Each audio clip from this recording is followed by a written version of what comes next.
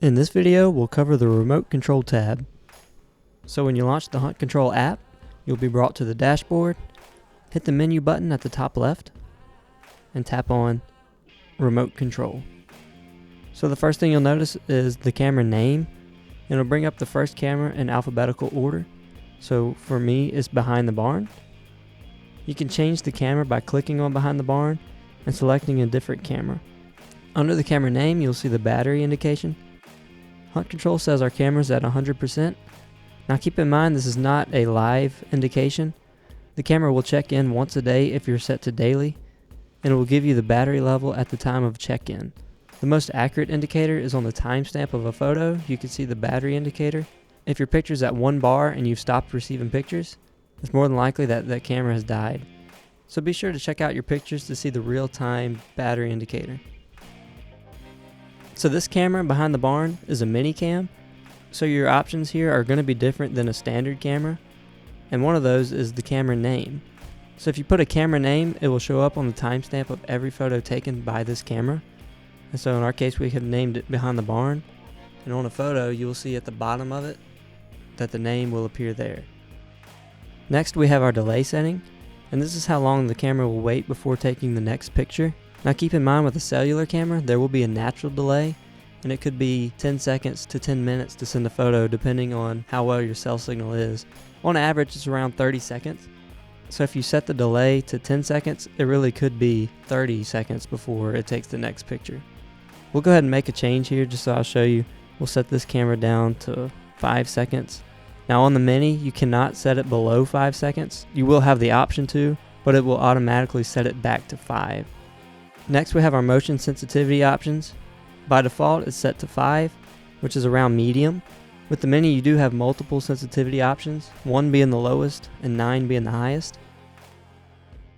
So picture size is the size of the image that is stored to the SD card.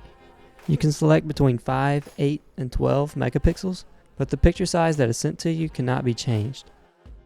Lastly, we have our cellular mode. This is probably the setting that gets confused the most. So there's only 2 options here, daily, which is default, and instant.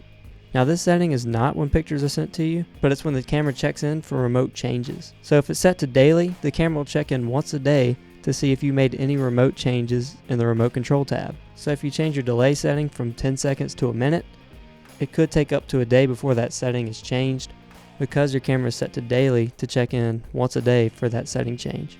Now if your camera is in instant mode, it will check in all the time for remote changes. So if you change your delay setting from 10 seconds to 5, it will make that change very quickly. Now there are pros and cons to each of these settings. The pros for daily is that your battery life will be much better. If you're running your camera on AA's, we highly recommend keeping your camera in the daily mode because your camera is not constantly looking for changes and connecting to the tower. The con to it is that when you do make a change, you might have to wait 24 hours before that change is made. The pros to instant mode is that you can make changes and expect that change to be made very quickly. However, because that camera is checking in all the time, it will chew through battery life and is not recommended unless you're using a 12-volt power source or solar panel charger. Now after you make your appropriate changes to your camera, remember to hit the save button at the top right. Also, we highly recommend not changing your settings multiple times.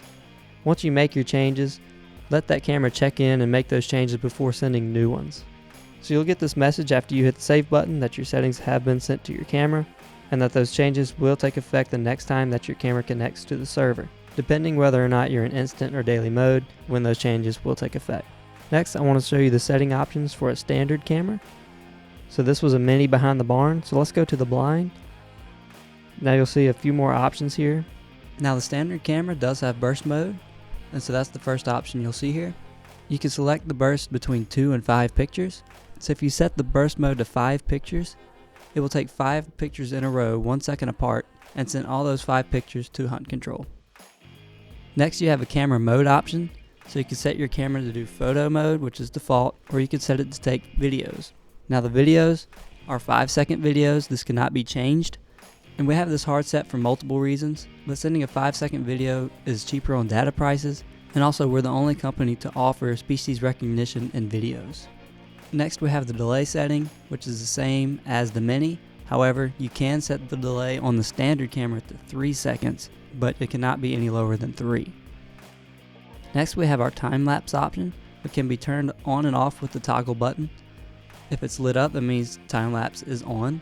And so what time lapse is it takes a picture ever so often as you set it. So if you set it to 3 hours like it is now, it will take a picture every 3 hours.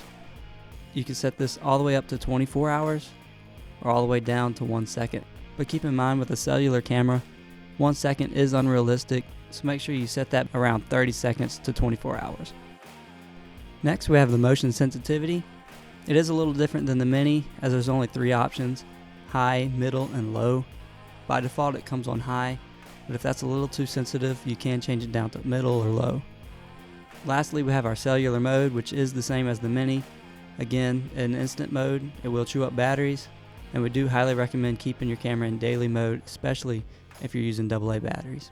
After making all your setting changes, be sure to hit save at the top right, and that covers everything in the remote control tab.